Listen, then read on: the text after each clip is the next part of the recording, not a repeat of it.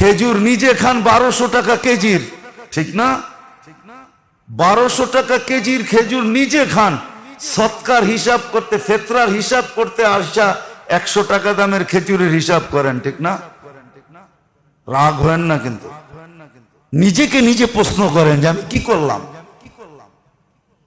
যদি আপনার ভিতরে কিছু থাকে, সব পার্স নষ্ট হয়ে গেলে ওটা ভিন্ন কথা, আর যদি কিছু পার্স এখানে থাকে তাহলে একটু নিজেকে প্রশ্ন করেন না যে আমি তো বাসার জন্য প্রতি মাস সারাটা মাস খেজুর কিনলাম 1200 টাকা দামের,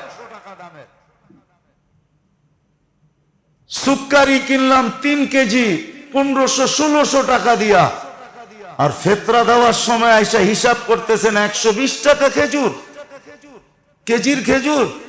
খাইলেন কত দামের, দিতেছেন কত দামের?